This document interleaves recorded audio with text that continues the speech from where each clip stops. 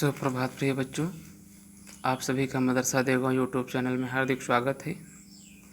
बच्चों, आज हम लोग हिंदी के गद्य खंड में संकलित द्वितीय पाठ ममता, जो कि जयशंकर प्रसाद जी द्वारा रचित है, नामक पाठ का अध्ययन करेंगे।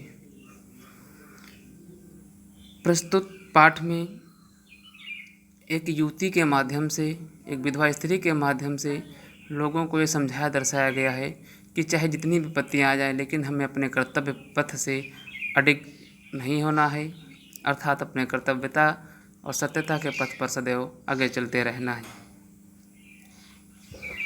आइए अध्ययन करते हैं। रोहतास दुर्ग के प्रकोष्ठ में बैठी हुई युवती ममता सोड़ के तीव्र गंभीर प्रवाह को देख रही है। ममता विधवा थी, उसका यौवन सोड़ के समान ही उमड़ रहा था। मन में वेदना, मस्तक में आंधी, आंखों में पानी की बरसात लिए वह सुख के कंटक सहन में विकल थी। अर्थात वह दुखी थी क्योंकि वह विधवा थी, और अगर स्त्री युवा हो और उसका पति मर गया हो, विधवा हो जाए, तो उसके दुख का कहीं भी अंत नहीं होता है, चाहे जितने भी उसे सुख मिल जाएं। वह रोहतास दुर्गपति के मंत्री चूड़ामण के अकेली दुहिता थी। दुहिता माने पुत्री, अर्थात वह चूड़ामण की अकेली पुत्री थी। फिर उसके लिए कुछ अभाव होना असंभव था। अरे, मंत्री की बेटी के लिए अभाव होने तो मुश्किल ही बात है, परंतु वह विधवा थी। हिंदू विधवा संसार में सबसे निराश्रय प्राणी है, तब उसकी विडंबना का अंत कहाँ।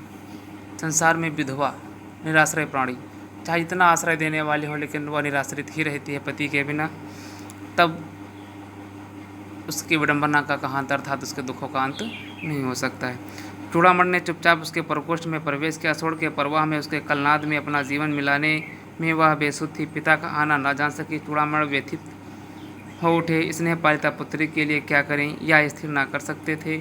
लौट कर बाहर चले गए, ऐसा प्राय होता, पर आज मंत्री के मन में बड़ी दुश्चिंता थी, पैर सीधे न पड़ते थे। बेटी की इस प्रकार की दशा को देख करके वह बहुत ही परेशान हो गए, लेकिन अब करें तो क्या करें।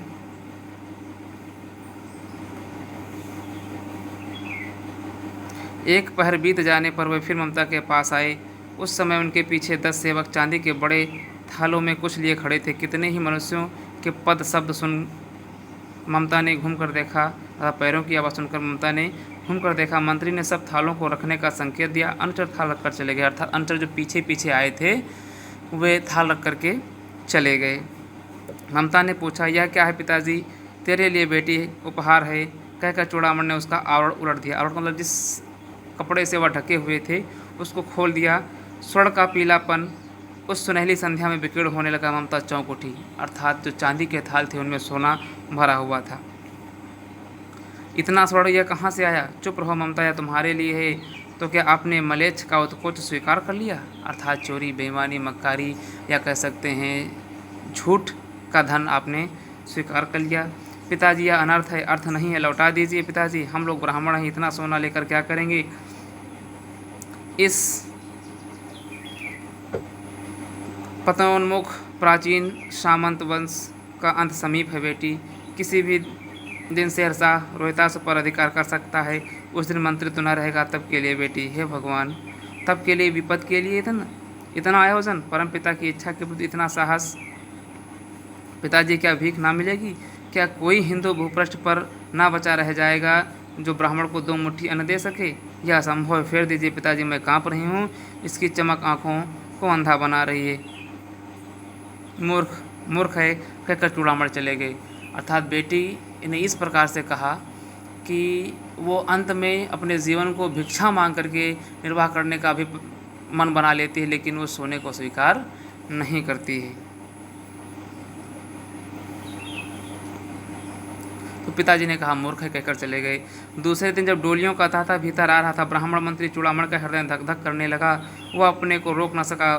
उसने जाकर रोहतास दुर्ग के तोरण पर डोलियों का आवरण खुलवाना चाहा। पठानों ने कहा, यह महिलाओं का अपमान करना है। डोलियों में कुछ महिलाएं जा रही थीं, लेकिन उसमें छिपे हुए सैनिक थे।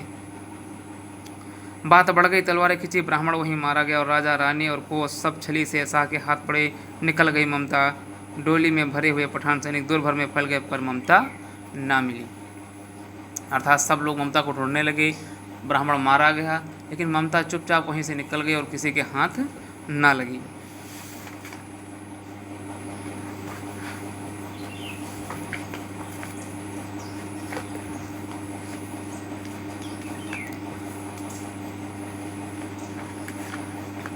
काशी के उत्तर में धर्मचक्र विहार मौर्य और गुप्त सम्राटों की कीर्ति का खंडहर था। भग्न चूड़ा तृणगुल्गों से ढके हुए प्राचीन ईंटों के ढेर में बिखरी हुई भारतीय शिल्प की विभूति ग्रीष्म की चंद्रिका में अपने को शीतल कर रही थी। जहाँ पंचवर्गीय भिक्षु गौतम का उपदेश ग्रहण करने के लिए पहले मिले थे, उसी स्तूप के भग्नावशेष की मलिन छाया में एक झोपड़ी के दीपालोक में एक स्त्री पाठ कर रही थी। अनन्यास चिंतयन्तो माया जना पर्युपास्ते, ये श्रीमद् भागवत गीता का श्लोक था जो ममता उसका अध्ययन कर रही थी, पढ़ रही थी। अनन्यास चिंतयन्तो माया जना पर्युपास्ते, इसका अर्थ यह है कि जो कुछ देखने, सुनने और समझने में आ रहा है वह सब का सब भगवान का ही स्वरूप है, और उसमें जो कुछ परिवर्तन तथा चेष्टा हो रही वह सब भगवान की लीला है। ऐसा जो दृढ़ता से मान लेते हैं, समझ लेते हैं, उनकी फिर भगवान के सिवाय कहीं भी महत्व बुद्धि नहीं होती, अर्थात ईश्वर के अलावा कोई कुछ नहीं होता है। पाठ रुक गया। एक भीषण और हताश आकृति दीप के मंद प्रकाश के सामने खड़ी थी। स्त्री उठी, उसने कपाट बंद करना चाहा, कपाट मतलब दरवाजे किवाड़ बंद करना चाहा, परंतु उस व्यक्ति ने कहा, माता मुझे आश्रय चाहिए। तुम कौन हो? स्त्री ने पूछा। मैं मुगल हूँ, चौसा युद्ध में शेरशाह से विपन्न होकर रक्षा चाहता हूँ, इस रात अब आगे चलने में असमर्थ हूँ। क्या शेरशाह से? स्त्री ने अपने होंठ काट लिए, अर्थात क्योंकि शेरशाह ने ही ममता के पिता चूड़ामणि की हत्या की थी। हाँ माता, परंतु तुम भी वैसे ही क्रूर हो, वही भीषण रक्त की प्यास, वही निष्ठुर प्रतिबिंब तुम्हारे मुख पर भी है। सैनिक, मेरी कुटी में स्थान नहीं, जाओ कहीं दूसरा आश्रय खोज लो। गला सूख रहा है, साथी छूट गए हैं, आंसू गिर पड़ा है, इतना थका हुआ है। इतना कहते कहते वह व्यक्ति धम से बैठ गया और उसके सामने ब्रह्मांड घूमने लगा। स्त्री ने सोचा, यह विपत्ति कहाँ से आई? उसने जल दिया मुगल के प्राणों की रक्षा ही, और सोचने लगी, सभ्य धर्मी दया के पात्र नहीं, मेरे पिता का वध करने वाले आतताई घड़ा से उसका मन विरक्त हो गया, क्योंकि मुगलों ने ही उसके पिता की हत्या की थी, इसलिए वह परेशान हो गई। घड़ा से उसका मन भर उठा। स्वस्थ होकर मुगल ने कहा, माता तो फिर मैं चला जाऊं? स्त्री विचार कर रही थी, मैं ब्राह्मणी हूँ, मुझे तो अपने धर्म अतिथिदेव की उपासना का पालन करना चाहिए, परंतु यहाँ नहीं, सब धर्म दया के पात्र नहीं। परंतु यह दया नहीं तो क्या कर्तव्य करना है? तब वह अपने आप में सामंजस्य नहीं बैठा पा रही थी कि जो मुगल सैनिकों ने हमारे पिताजी चूड़ामणि की हत्या की है, वही मुगल ये भी हैं। लेकिन वो सोच रही थी कि क्या इस संसार में सभी विधर्मी दया के पात्र होते हैं या नहीं होते हैं? हमारा कर्तव्य है, हम ब्राह्मण हैं, कि किसी भी दरवाजे पर आए हुए व्यक्ति को वापस ना जाने दें, खाली हाथ ना लौटाएं, उसे आश्रय देना हमारा परम कर्तव्य है। यही सोच रही थी, तब तक मुगल अपनी तलवार टेक कर उठ खड़ा हुआ। ममता ने कहा, क्या आश्चर्य है कि तुम भी छल करो? ठहरो, छल नहीं, तब नहीं स्त्री, जाता हूँ। तैमूर का वंशधर स्त्री से छल करेगा? जाता हूँ, भाग्य का खेल है। तब तैमूर का वंशधर ने कहा कि नहीं, मैं स्त्री से छल नहीं करता हूँ, भाग्य की बात है, मैं यहाँ से जा रहा हूँ। ममता ने मन में कहा, यहाँ कौन दुर्ग है? यही झोपड़ी है ना, जो चाहे ले ले, अपना मुझे कर्तव्य करना पड़ेगा। वह बाहर चली गई और मुगल से बोली, जाओ भीतर, थके हुए भयभीत पथिक, तुम चाहे कोई भी हो, मैं तुम्हें आश्रय देती हूँ। मैं ब्राह्मण कुमारी हूँ, अपना धर्म छोड़ दें तो मैं भी क्यों छोड़ दूँ? मुगल ने चंद्रमा के मंद प्रकाश में वह महिमामय मुखमंडल देखा, अर्थात ममता से भरा हुआ मुखमंडल देखा। उसने मन ही मन नमस्कार किया। ममता पास की टूटी हुई दीवार में चली गई। भीतर थके पथिक ने झोपड़ी में विश्राम किया।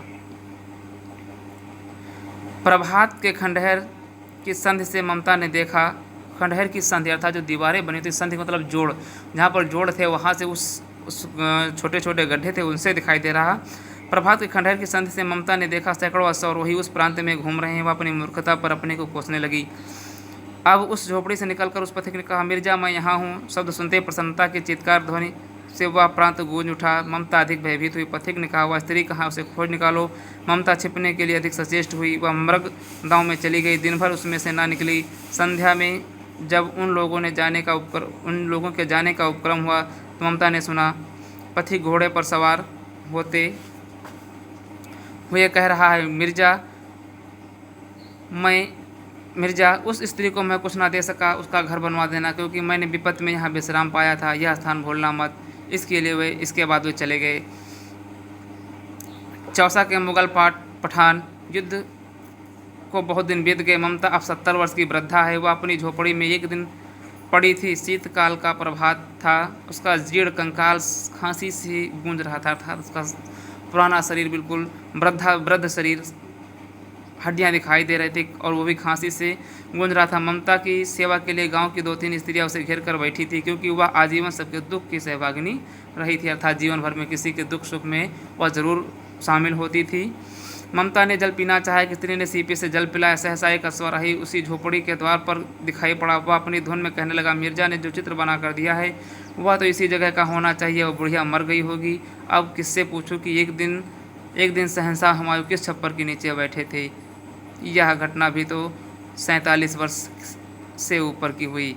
अर्थात जिस स्त्री को उन्होंने आश्रय दिया था, उस समाज में रहने के लिए उस झोपड़ी में आश्रय दिया था,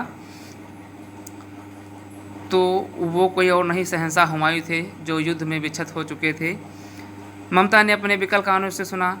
उसने पास की स्त्री से कहा, उसे बुलाओ। अश्वारोही पास आया। ममता ने रुक रुक कर कहा, मैं नहीं जानती कि वह शहंशाह था या साधारण मुगल, पर एक दिन इसी झोपड़ी के नीचे वह रहा। मैंने सुना था कि वह मेरा घर बनवाने की आज्ञा दे चुका है। मैं आजीवन अपनी झोपड़ी के खोदे जाने के डर से भयभीत रही। भगवान ने सुन लिया। मैं आज इसे छोड़े जाती हूँ। तुम इसका मकान बनाओ या महल, मैं अपने चिर विश्राम गृह में जाती हूँ। वह अश्वारोही अवाक खड़ा था, मतलब बिल्कुल अचंभित खड़ा होता। बुढ़िया के प्राण पक्षी अनंत में उड़ गए। वह एक अष्टकोण मंदिर बना और उस पर शिलालेख लगाया गया, सातों देश के नरेश हुमायूं ने एक दिन यहाँ विश्राम किया था। उसके पुत्र अकबर ने उसकी स्मृति में यह गगनचुंबी मंदिर बनवाया, पर उसमें ममता का कहीं नाम नहीं। जयशंकर प्रसाद जी ने ममता की ऐसी ममता और अपने कर्तव्यता का विवरण दिया यहाँ पर, कि संसार में चाहे जितना दुख आ जाए हमारे ऊपर, चाहे जितनी विपत्ति आ जाए, लेकिन हमें अपने कर्तव्य पथ से नहीं हटना चाहिए। धन्यवाद।